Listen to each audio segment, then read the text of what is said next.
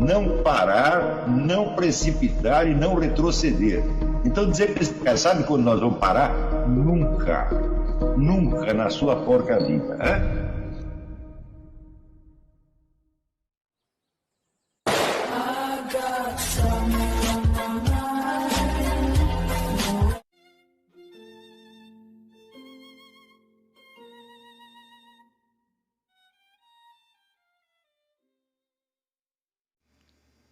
E aí pessoal, tranquilo? Então vem aqui antes do vídeo começar, pedir para vocês se inscreverem, quem não for inscrito, compartilhar, curtir, comentar.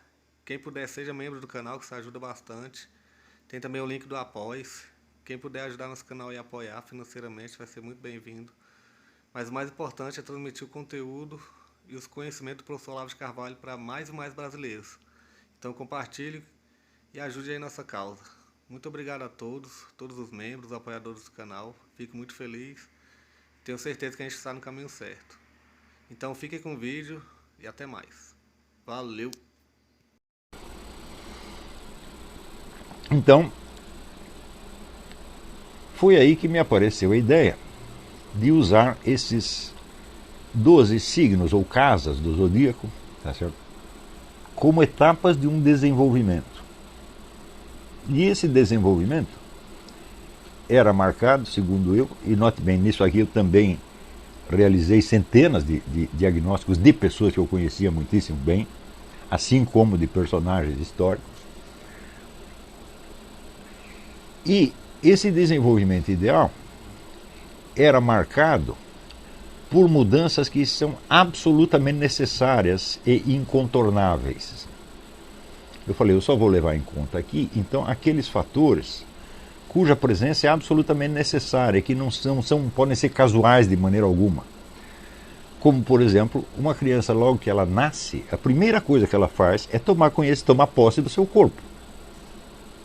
A criança é eminentemente interessada no seu próprio corpo. A visão que ela tem do mundo é totalmente subjetiva do ponto de vista físico, corporal.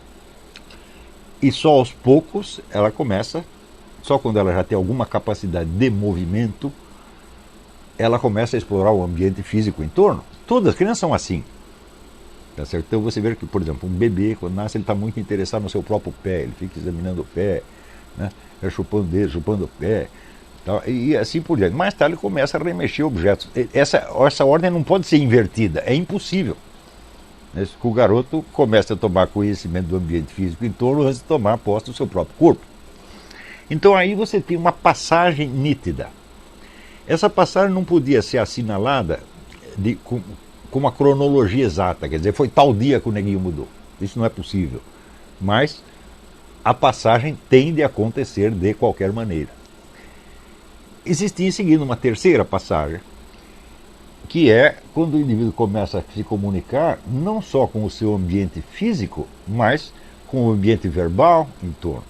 Quando ele aprende os signos, a linguagem, e começa a ter um meio de ação que ele não tinha antes. Não é isso? Esta passagem também é nítida, quer dizer, não há possibilidade de você confundir. Quer dizer, um bebê que está apenas, vamos dizer, engatinhando e explorando coisas em torno, com um bebê um pouco mais tarde, quando ele é já capaz de se explicar de alguma maneira. Tá certo? Essa passagem também não corresponde, vamos dizer, a uma data exata, uma cronologia exata, mas ela, vamos dizer, por assim dizer, conceptualmente inconfundível. Não há como confundir uma coisa com a outra. Então foi disto que me apareceu a ideia, vamos dizer, das 12 camadas da personalidade. E essas camadas eram marcadas por duas coisas. Primeiro, a busca de um objetivo dominante e o aparecimento de um tipo de sofrimento também dominante durante uma certa fase. Então, você vê que uma criança que logo que nasceu, vamos dizer, ela está, a primeira coisa que ela se ocupa é tomar posse do seu próprio corpo, e a coisa que mais a faz sofrer é o próprio corpo. A criança chora quando está com sono, quando está com fome, quando está com dor. Se ela não tem, por assim dizer, problemas humanos, estou chorando porque minha namorada me largou, estou chorando porque perdi o emprego, eu não tenho esse problema. Eu estou chorando porque minha barriga me dói, né? porque eu quero mamar, alguma coisa desse tipo. E num segundo momento, quando começa a exploração do ambiente físico, ela pode ter frustrações que vêm do ambiente físico. Por exemplo, quando ela pega um objeto e o pai e a mãe tomam esse objeto da mão dela e começa a chorar.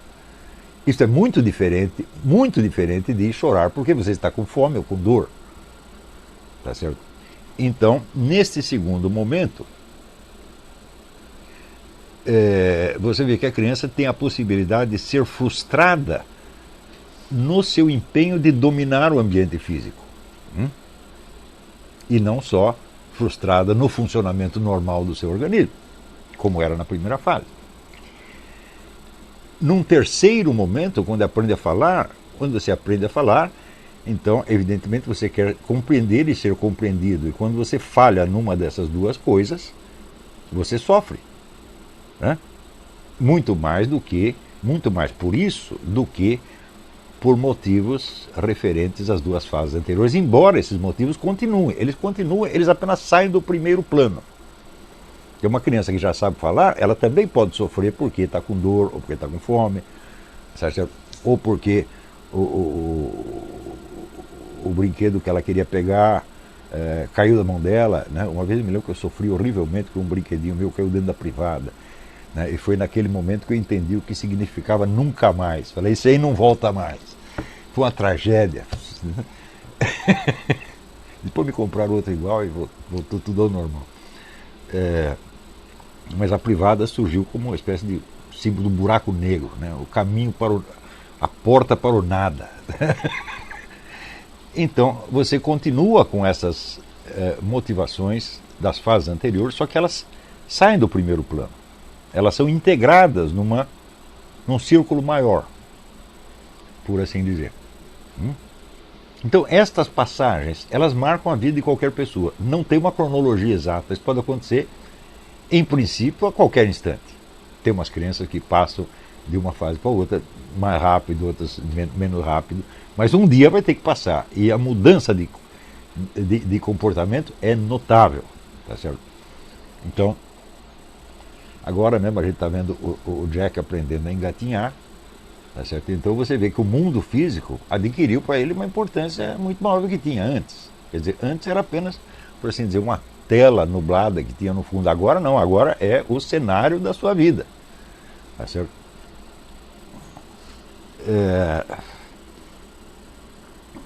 Então, quando vai, né, aprendendo a falar, então, vamos dizer, a comunicação humana se torna enormemente mais importante do que qualquer outra coisa.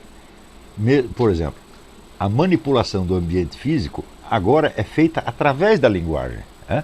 Ele tem como pedir coisas, ele tem como se explicar. Né? Então, quer dizer, a comunicação verbal, ela abrange, encobre e contém as duas fases anteriores. Né? Então, o desenvolvimento podia ser descrito de uma forma esquemática que correspondia aos famosos 84 anos, sem precisar durar 84 anos. Né? Tem pessoas que podiam percorrer aquilo muito mais rapidamente. Mas nenhuma dava saltos. Isto é importante, porque a atividade de uma das fases requeria, por assim dizer, o domínio da fase anterior. Então, por exemplo, um garoto que seja um bebê que ainda seja incapaz de manipular o seu ambiente físico, ele não aprenderá a falar. Né? Mesmo que ele não possa, vamos dizer, suponha o caso de uma criança paralítica, por exemplo. Né? Ainda assim, ela terá pelo menos o domínio ideal deste ambiente físico. Ela é capaz de se orientar no ambiente físico, coisa que ao nascer ela não era de maneira alguma. Tá certo? Então, uma fase tem de ser abrangida, contida, para poder ser superada.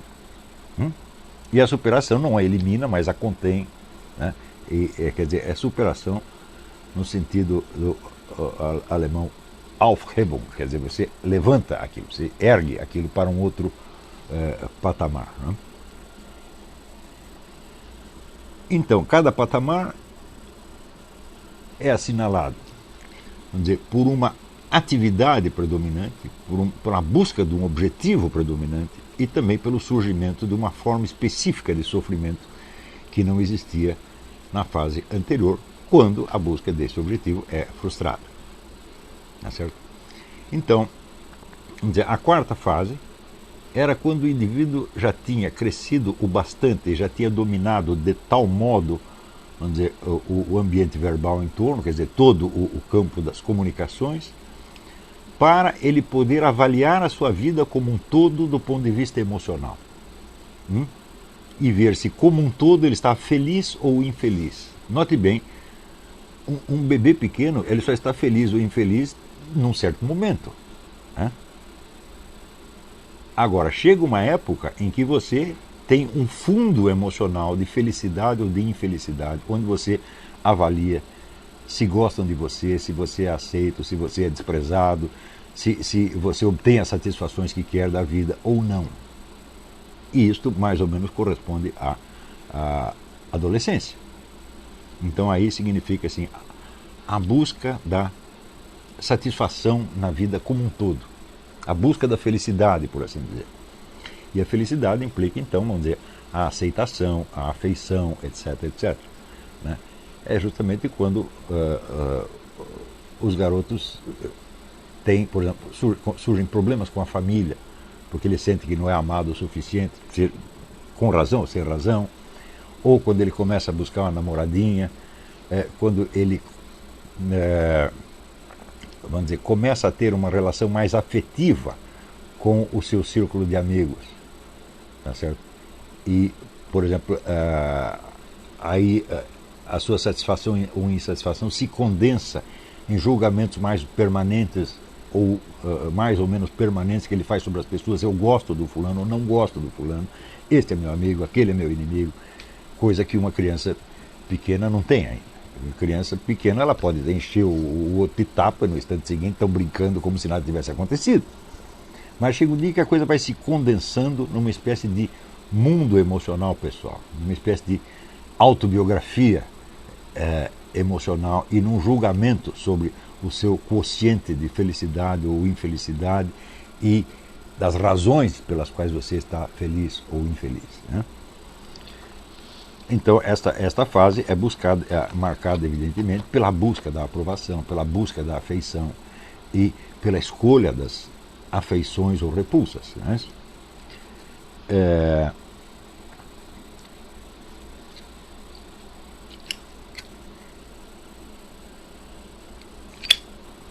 Logo em seguida, o indivíduo entra numa fase em que já não lhe basta ser gostado ou ter, vamos dizer, o coeficiente de felicidade necessário. Mas ele começa a se testar a seus próprios olhos, para ver se ele gosta dele mesmo ou não, se ele tem motivos ou não. Então ele começa a se testar e buscar desafios. Não para provar nada para os outros, mas para si mesmo. Provar para os outros é importante na quarta fase. Quer dizer, o sujeito fazer coisas que lhe trarão o aplauso, a afeição, etc, etc. Mas chega uma hora que o indivíduo quer provar as suas próprias forças, ele quer saber até onde ele é capaz de ir. Tá certo? Então, aí começa a buscar desafios. Tá certo? Não de olho na plateia, mas de olho na sua própria segurança interior. Quer dizer, a conquista de uma confiança, de uma segurança interior que não dependa do julgamento alheio. Depende apenas dele saber quem ele é e do que ele é capaz. Não é isso? Então, por exemplo, se os garotos entram numa briga, tá certo? Importa a cada um deles vencer a briga, mesmo que não haja plateia alguma. Não é isso? Ao fazer, por exemplo, um exercício, o indivíduo tem que se superar de alguma maneira. Quer dizer, a busca da autossuperação é a constante. Isso aí. É claro que a necessidade, vamos dizer, do aplauso, da aprovação ainda existe, mas ela já não é o foco principal. Por exemplo, se o indivíduo ele fracassa, mas é aplaudido por afeição, por paternalismo, ele se sente profundamente humilhado. Isso não o satisfaz mais. Né? Quer dizer, é o garoto que apanhou na rua e é consolado pela mãe. Se ele está na quarta fase, ele fica feliz porque é tudo o que ele queria, é isto. Mas se ele está na quinta, então a afeição materna começa a ser uma vergonha para ele. É aí que os garotos, por exemplo, fogem da mãe. Né? A rejeição da mãe é característica nessa época. Quer dizer, eu não quero ser carregado no colo. Eu quero, né, ser como o Alberto Roberto, eu se fiz por si mesmo. Tá certo? Então,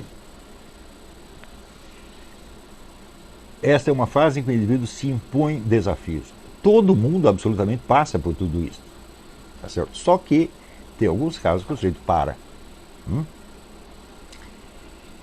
Quando ele já tem aquele mínimo de confiança em si mesmo que lhe permite atuar na sociedade, ele tem de passar para uma outra fase, onde colocar-se em teste já não é o suficiente, mas é preciso ter uma eficiência real, como por exemplo quando ele arruma um emprego. Quer dizer, o meu patrão não quer saber se eu tenho autoconfiança ou não tenho autoconfiança, ele quer que eu faça o serviço direitinho.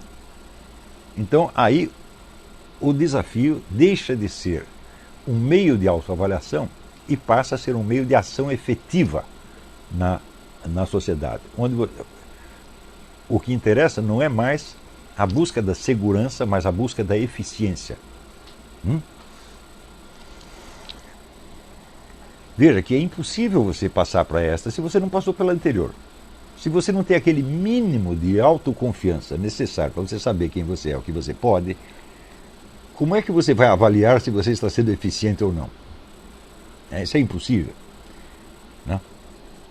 Muito bem. Se passou por esta fase, então você chega a uma coisa que é a maturidade. A maturidade significa que o indivíduo, ele sabe quem ele é, ele sabe se ele está feliz ou infeliz, ele sabe, conhece mais ou menos o seu círculo de capacidades, ele sabe quais são os seus direitos e deveres na sociedade. E ele sabe que deve julgar os outros, mais ou menos, pelos mesmos critérios. Então, aí adquire um senso de justiça, de, por exemplo, o que nós diríamos cidadania. Quer dizer, essa camada 7, então, é a camada do homem normal de toda a sociedade. Quer dizer, você tem que saber quem você é, onde você está, quais são os seus direitos, quais são os seus deveres e como julgar o próximo de acordo mais ou menos com a mesma tabela de direitos e deveres. Tá certo? O que lhe permite, então, uma convivência objetiva, normal e saudável com outras pessoas. O desenvolvimento humano, evidentemente, não para aí. Pode haver uma oitava camada em que o indivíduo que é adulto, ele coloca toda a sua vida em questão. Diz, bom, eu já obtive o que eu queria, eu estou aqui casado, sou um pai de família, sou capaz, etc, etc, etc, tenho lá meu dinheiro, tenho meu emprego, está tudo certinho, mas para que serve tudo isso? O que eu estou fazendo aqui? Quem sou eu em última instância? Então, essa é uma etapa de crise, é uma crise da maturidade. Umas pessoas sofrem a crise da maturidade aos 50, 60, aos 40, outras sofrem aos 20 e pouco já, dependendo, vamos dizer, da velocidade do seu desenvolvimento. Então, vamos dizer, até a camada 7, todos os seres humanos devem chegar necessariamente. Tá certo? Isso é uma condição para a vida social. Se as pessoas estacionam nas camadas anteriores, a sociedade simplesmente não funciona. E você vai ver que o Brasil é um exemplo disso, onde o número de pessoas que param na camada 4 é um negócio impressionante. E aqueles que estão na 4 lutando para passar para a 5, mas sem assumir inteiramente a responsabilidade do desafio, portanto ainda estando na 4, e ainda necessitando muito da aprovação, do aplauso do grupo, do apoio exterior, as pessoas não podem agir objetivamente jamais, porque tudo que elas estão fazendo é para adquirir uma satisfação, uma gratificação subjetiva, no fim das contas.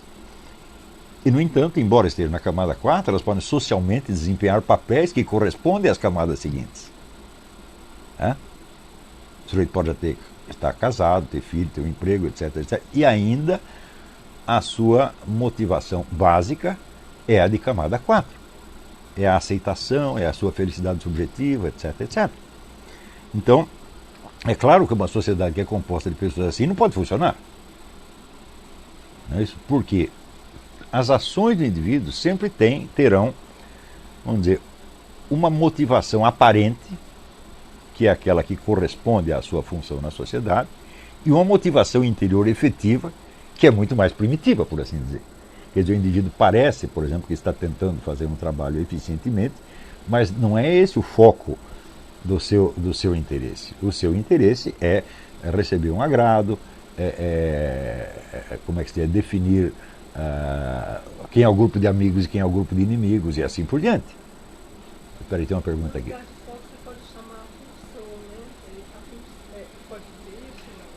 Eu não uso a palavra pulsão porque o Zonde já usou num outro sentido, mas é uma pulsão, evidentemente. É um impulso, sem dúvida. Né? É o impulso predominante. Mas eu não uso a palavra pulsão porque eu prefiro guardar o termo para aquelas 4 fundamentais que o Zonde define.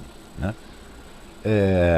Então, aí, a partir do momento em que uma pessoa, o desenvolvimento interior estaciona numa camada, mas o desenvolvimento social da pessoa continua, quer dizer, ela começa a ocupar lugares na sociedade que correspondem a etapas mais elevadas, então a conduta se torna dúplice. Ele parece que está querendo uma coisa, mas na verdade está fazendo outra. É isso? E na convivência entre pessoas que são assim, você tem, vamos dizer, a mentira duplicada e elevada à enésima potência, porque no fim das contas é tudo fingimento. Ninguém é capaz de se o indivíduo fosse capaz de dizer, olha, eu estou um pouco ligando para ser eficiente no trabalho, o que eu quero é que gostem de mim, o que eu quero é me sentir ligado aos meus amigos e hostil aos meus inimigos, né? Se o indivíduo confessasse isso, ele talvez começasse a passar para a fase seguinte, porque ele diria, pô, mas isso é uma chatice, isso não basta para mim. Né? Mas, quando acontece essa defasagem entre o desenvolvimento interior e o desenvolvimento social, então você entra na falsificação da vida social. Então, por exemplo, se você observar, vamos dizer, os debates no nosso parlamento, ou mesmo os debates de mídia, tá certo? Você vê que o coeficiente de discussão objetiva é muito pouco. Se fosse grande, então os debates corresponderiam aos problemas, à gravidade objetiva dos problemas reais. Não é isso? Mas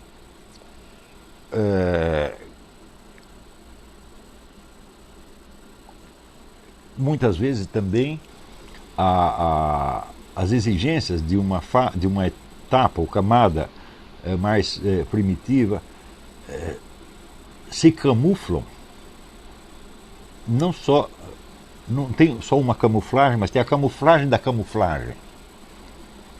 Por exemplo, a busca da aceitação pode ser camuflada numa aparente eficiência exterior, que, por ser justamente uma ineficiência, se camufla em esperteza maquiavélica. Eu lhe dou um exemplo. Quando eu comecei a trabalhar no jornalismo, frequentemente nós tínhamos que viajar e, evidentemente, o jornal pagava as despesas. Então, entre os jornalistas se considera uma obrigação superfaturar as despesas.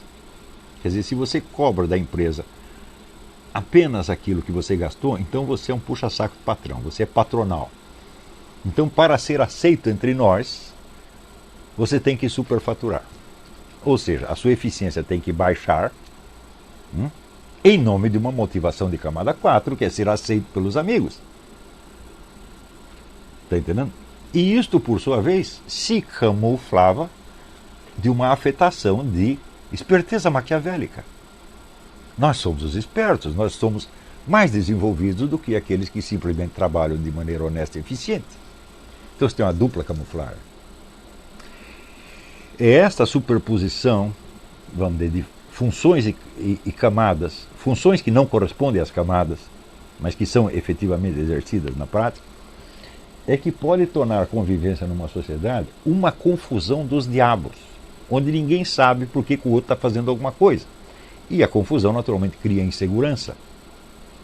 E esta insegurança se traduz sobretudo na instabilidade das relações, na volubilidade, onde o indivíduo passa a odiar o outro por alguma frescura, uma bobagem de momento, tá entendendo?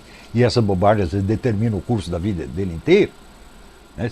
Isso aí acontece com muita frequência.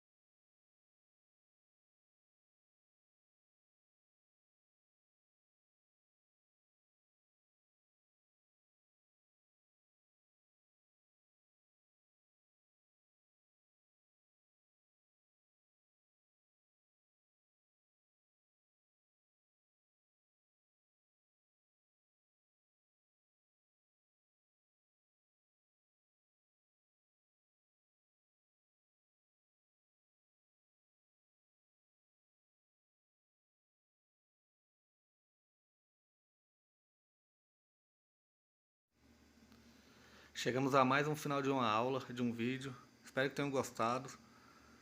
Quem não se inscreveu ainda, se inscreva, compartilhe, comente. Ajude o nosso canal, apoie, seja membro.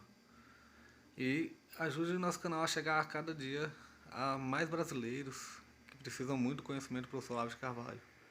Então é isso aí, fique com Deus, até o próximo. Valeu! Então é isso aí, pessoal. Que é o nosso canal. Que são alguns livros que eu já li.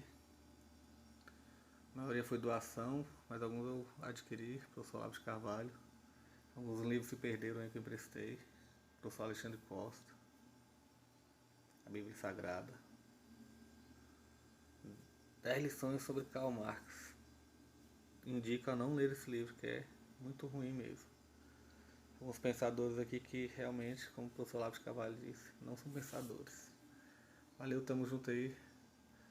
Apoie nosso canal, seja membro.